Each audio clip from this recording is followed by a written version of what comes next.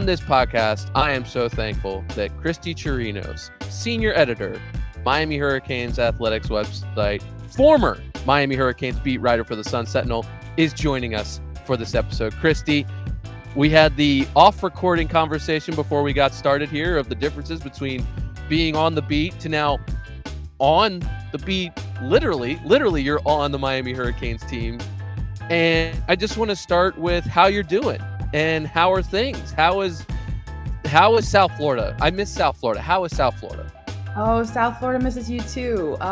It's awesome. I mean, it's very exciting time right now for us as a program, first of all, as a community, like the Heat are in the playoffs, the Panthers are in the playoffs. We have an F1 race coming in here next weekend. So it's like sports overload. For us as a community, it's a lot of fun right now.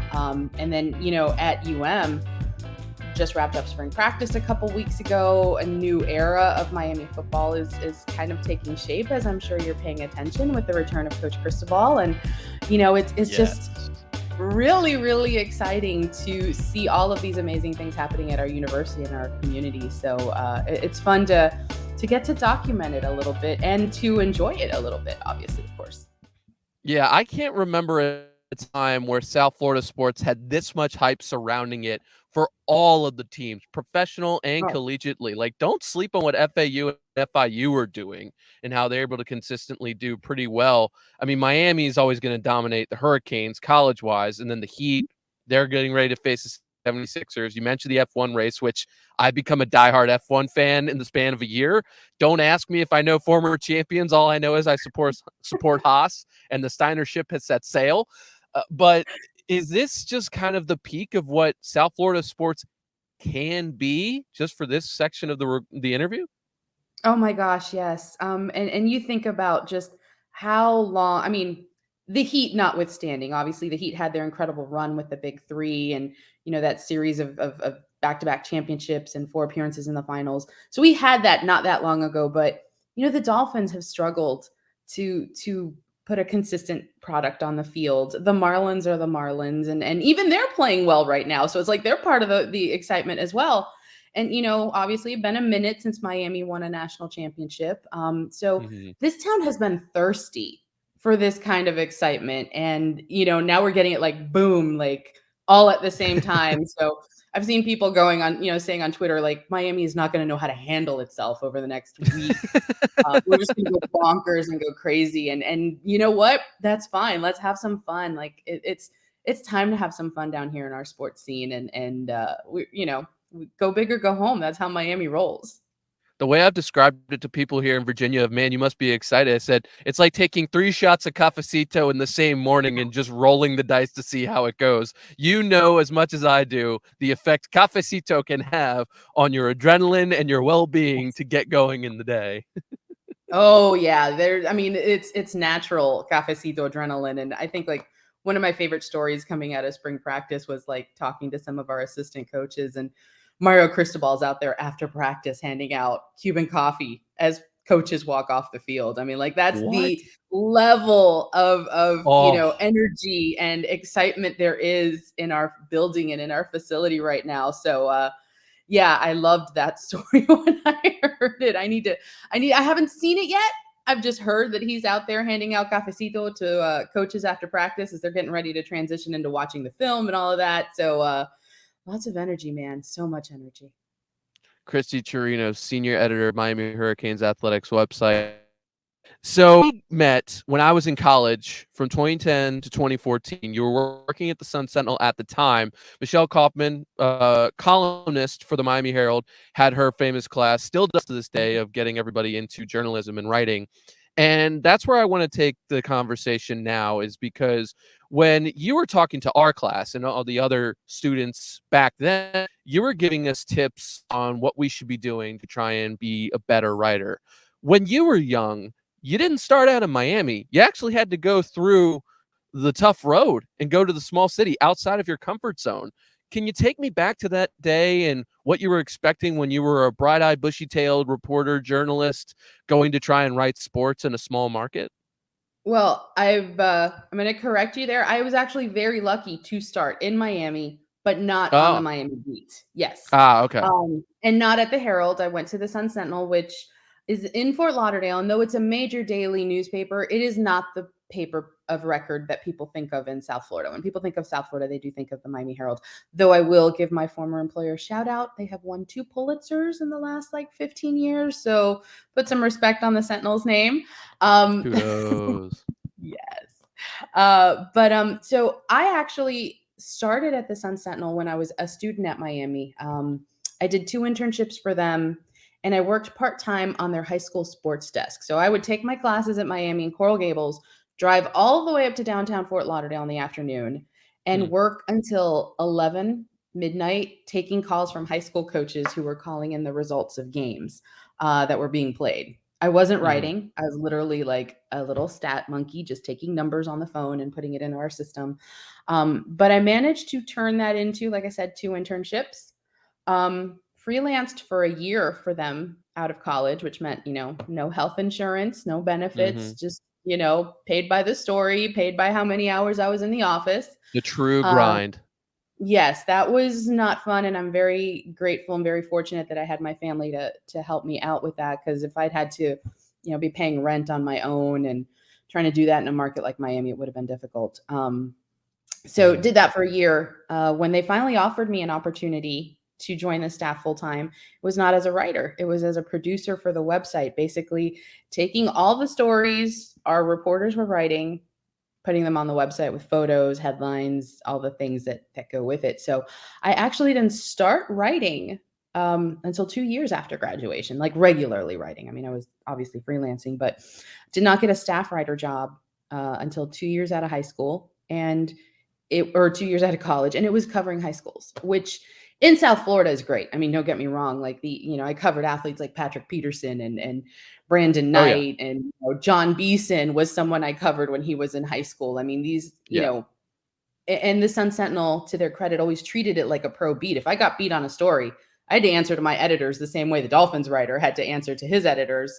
The standards are very high down there. For our listeners that don't fully understand South Florida athletics, high school sports in South Florida is like covering pro sports in Montana. Like, it's that level. I saw a list just this week of high schools that have the most players in the NFL. And it is a school that I covered, St. Thomas Aquinas. I covered them regularly when I was a reporter. They're at the top of the list. And not far beneath them is another high school, American Heritage. And I think Miami Norland is on there and Miami Central is on there. So it's no secret the kind of talent that I got to cover as a high school's reporter. And it was a blast. It was an absolute blast, but it was a grind. Like you said, it was work. And that's one thing I will say to anybody who is thinking of this career path. Covering high school sports is not glamorous. It's not, even in a market like South Florida.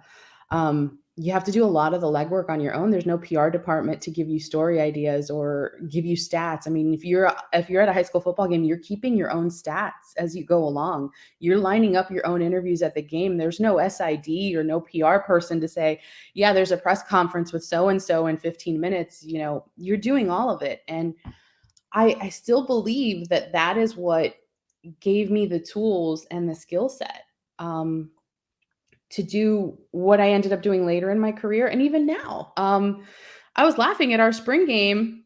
We didn't have a stat crew or full stat crew. So I was asked, can you help keep stats at our spring game? And I was like, heck yeah, I can. I remember how to do this. And I was just sitting there like, there you go.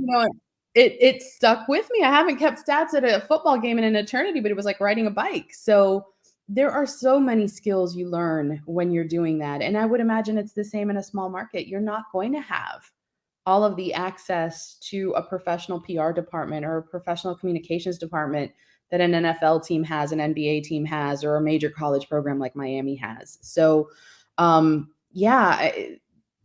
take a chance. If you are lucky enough to walk out of college and get on a beat like covering the Miami Hurricanes, good for you. That's amazing. Usually doesn't work that way. So you got to be ready and willing to take some of the lumps along the way, like you said. And whether it's a small market, a big market, you just got to be ready to do it. And you got to be ready to put your nose to the grindstone and just go, go, go.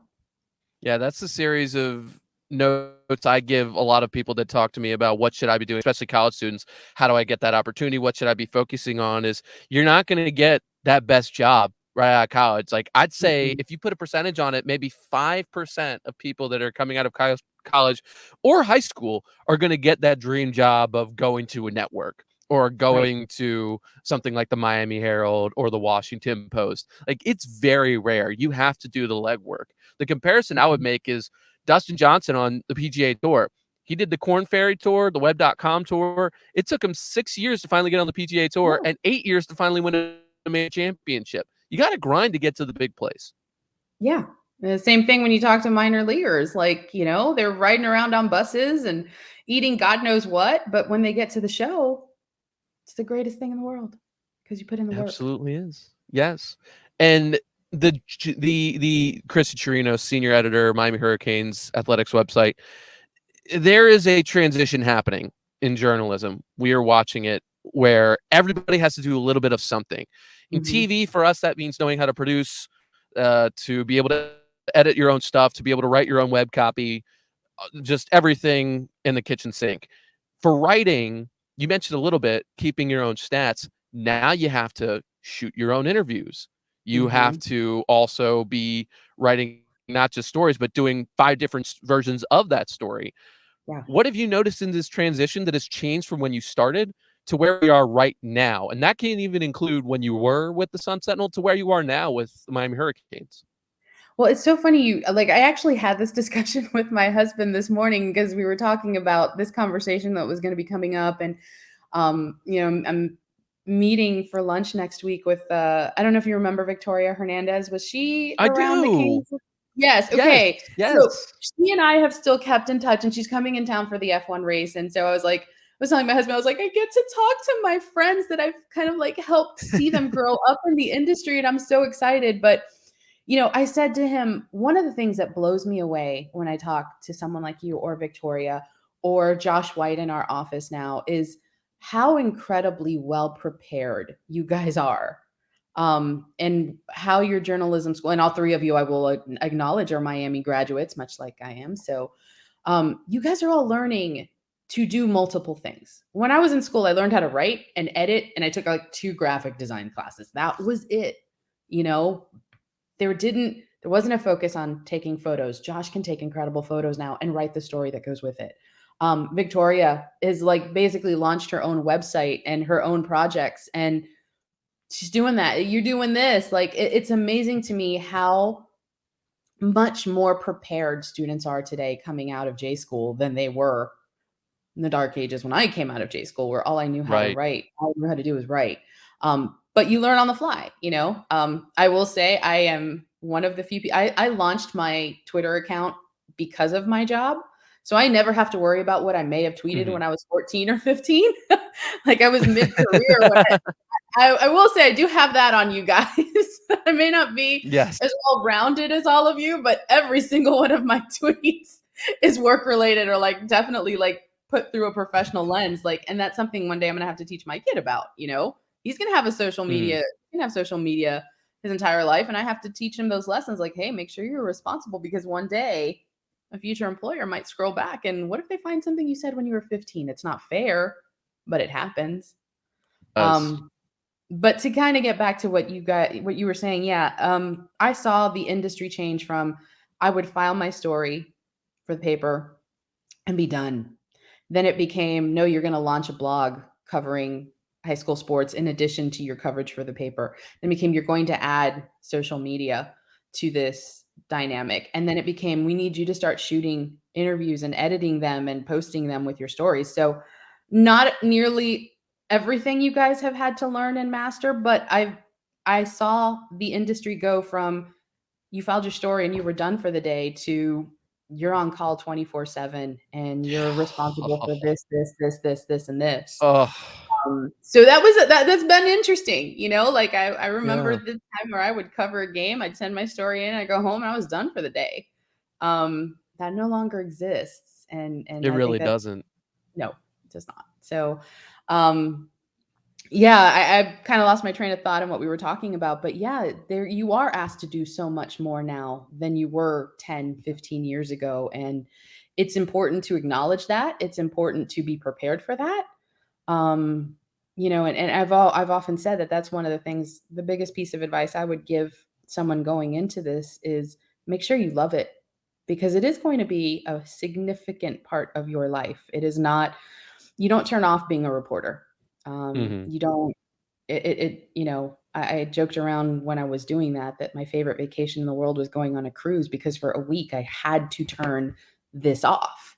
I wasn't about to pay $20 a minute To Rome. only yeah, to roam out in the middle of the ocean in case I got a text message. But it is 24/7 and it's a grind. And again, you have to be prepared for it. You have to have a good support system. A lot of people don't say this or talk about it, but your choice in partner matters if that's what you want. If you want to have a family and a career, you better choose a partner who is going to be supportive of that and who understands what they're getting into by Yeah. being with a journalist because it is 24/7 all the time. It is what it is. Yeah. That was the best advice I've heard in a long time because I married somebody who is in PR. So if anybody understands how media works, it's my Yes. wife who literally has to deal with us on a 24/7 basis of what's the Yes. story. Okay, I'm back. Okay, I think my Wi-Fi is here. Are you here? I'm Hello, here. Christy? I'm I'm here. You following your here? voice. Yes, I think I'm here. Okay, I see you now. Okay. All right. We're back. Good, good. So yes, listener, I tried to avoid for the people that are watching this on YouTube. Yes, I'm in my car. For the listener, yes, I'm in my car because I was covering the Virginia Sports Hall of Fame induction ceremony this weekend. They were doing the breakfast. We had great athletes, great people there, including Anthony Poindexter, Penn State coach, who was former UVA star. He was fantastic up there. Kudos to Will Driscoll, Virginia Sports Hall of Fame, who's listening. We may be interviewing him down the line.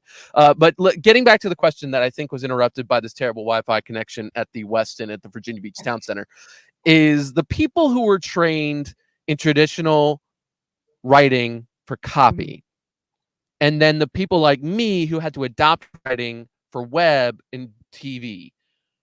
What do you think is the appropriate comparison between those two types of writing? Because when I write for anchoring on TV, it's much different than writing for the newspaper. And I guess a Yeah. lot of students don't really know how to balance that because they have to write for the web and then they have to write for being on TV. Well, I think one of the things that I remember, again, a piece of advice I got when I was starting my career. I remember sitting with a copy editor, again from the newspaper side, who looked at me and said, "Do not write like you're writing for ESPN. You are not writing for ESPN. You are not writing for TV. You are writing for a newspaper. We need less cliches, less this, less that." Sometimes you don't.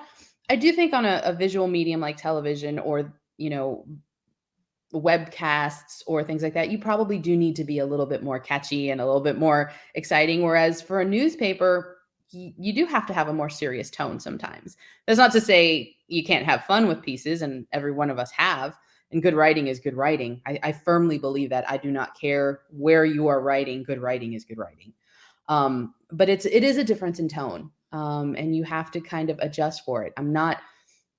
I just remember that. Do not write like you're writing for ESPN. You're not writing for ESPN. And that was advice that I've given people who want to work in the print side. Like, you may be able to have fun with this story for VUM or, for um, UMTV. The UMTV, yeah.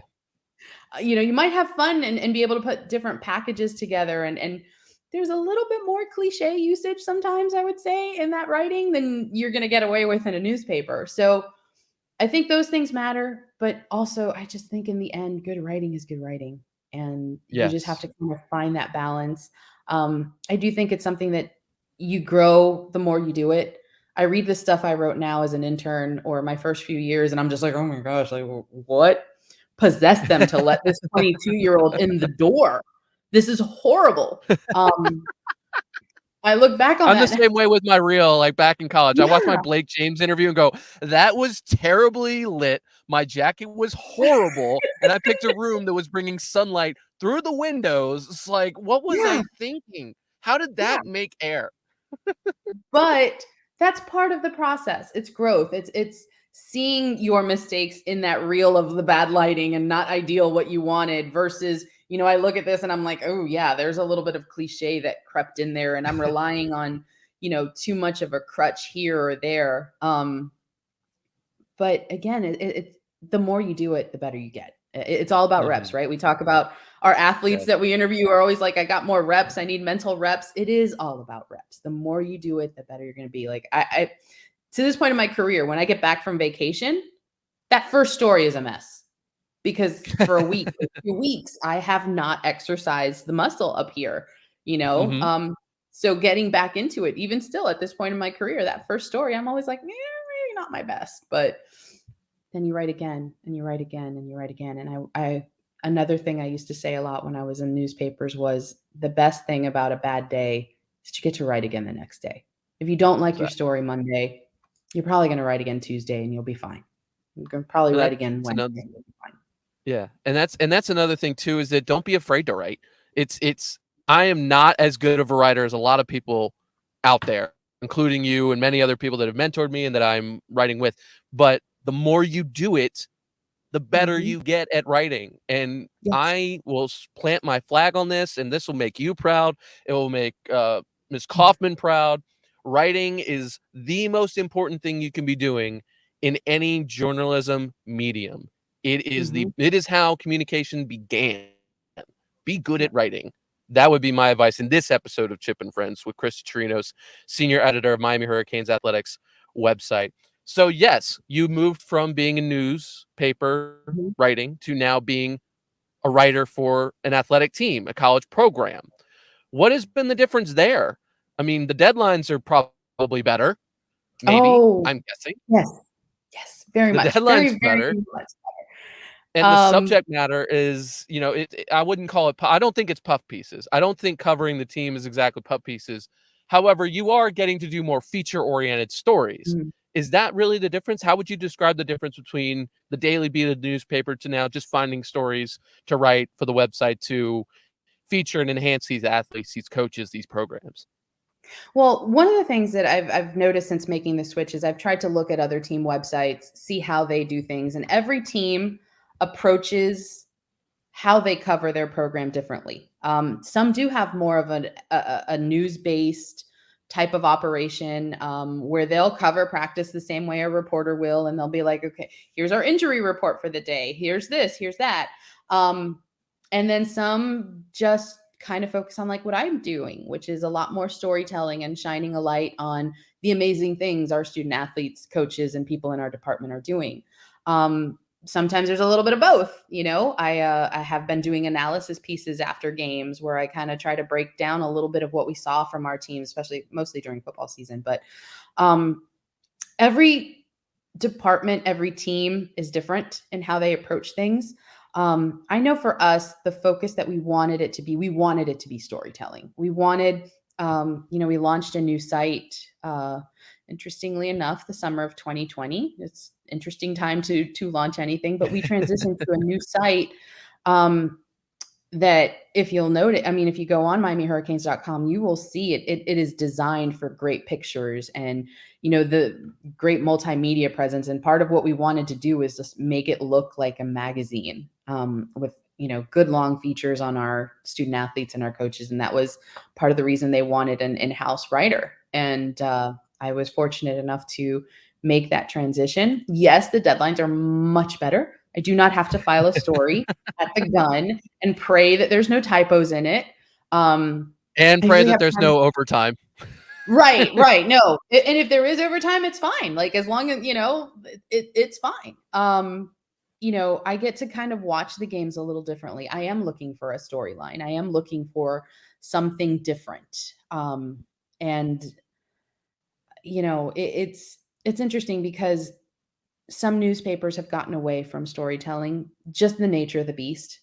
It was very Mhm. hard my last few years at the Sentinel to say, hey, I want 60 column inches to tell this story. They'd be like, why?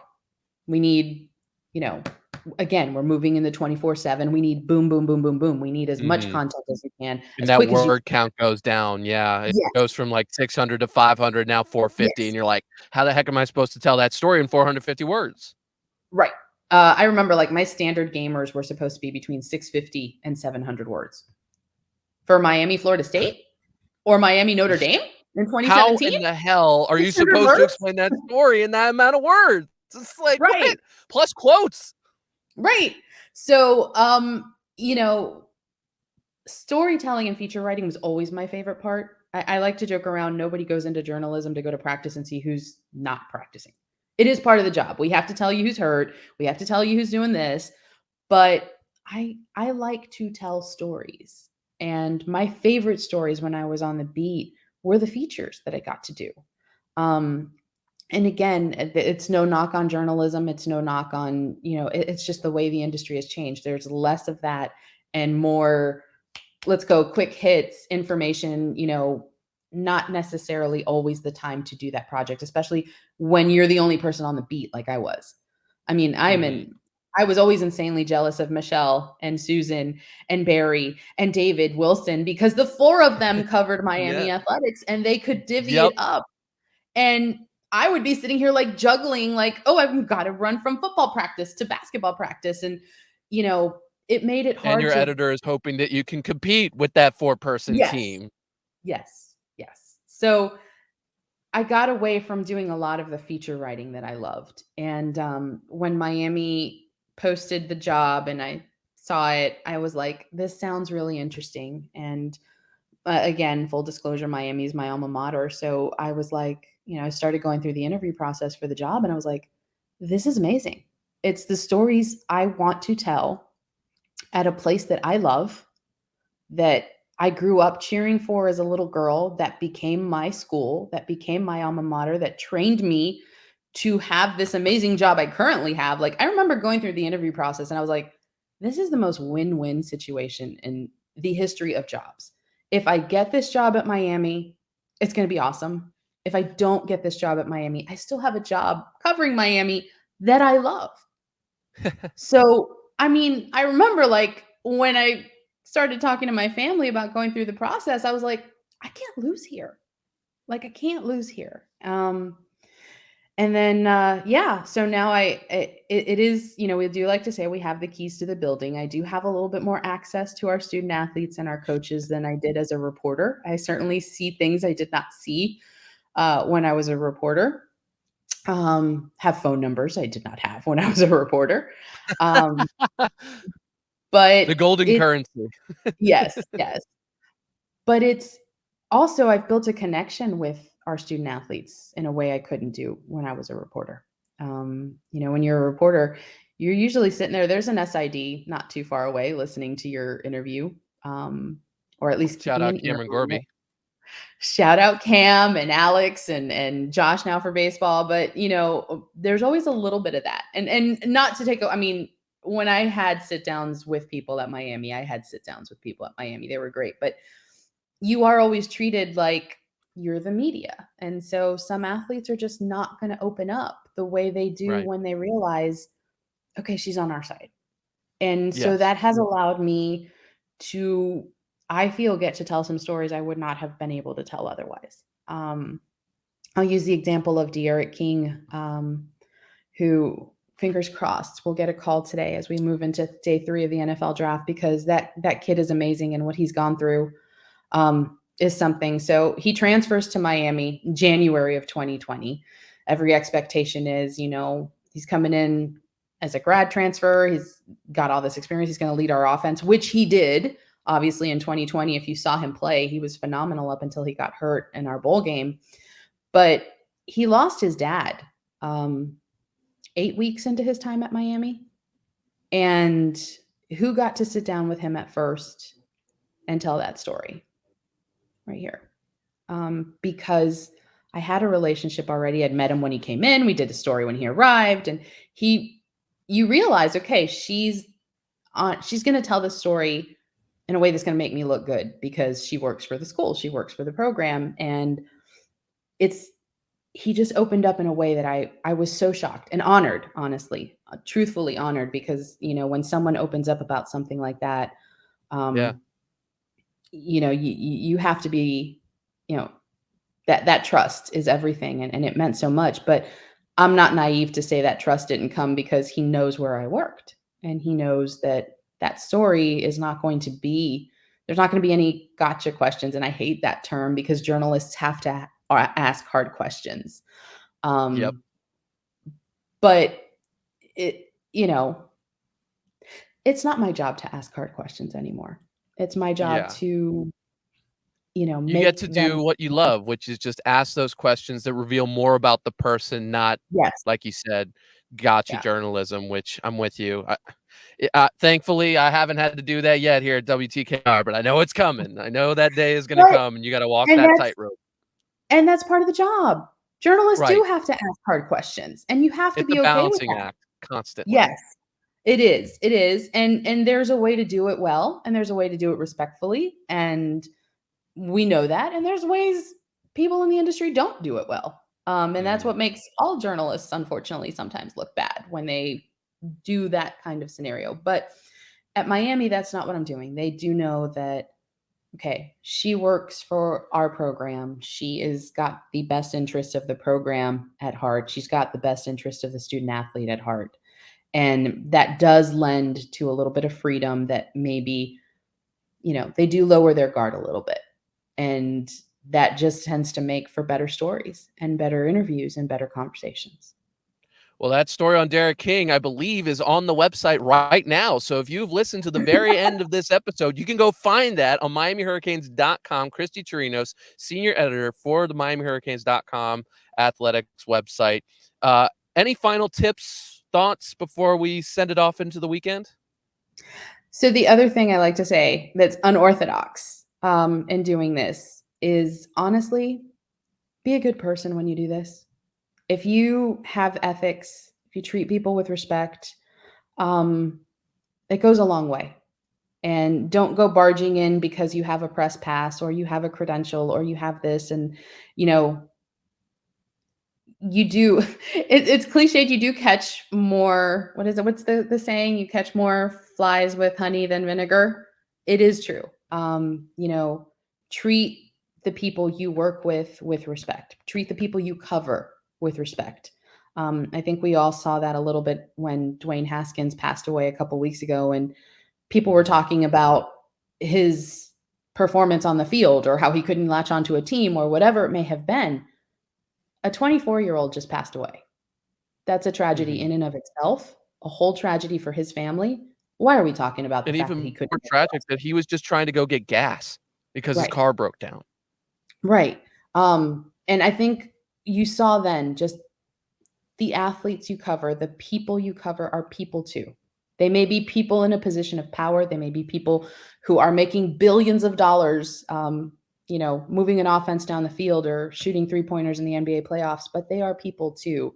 And it doesn't hurt to remember that. And yes, there will be conflict. There always is when you have to, again, hard questions have to be asked, but there are ways to do it where you treat the people you cover with respect. And I discovered that goes a long way in helping you build sources and helping you build relationships, and all that matters.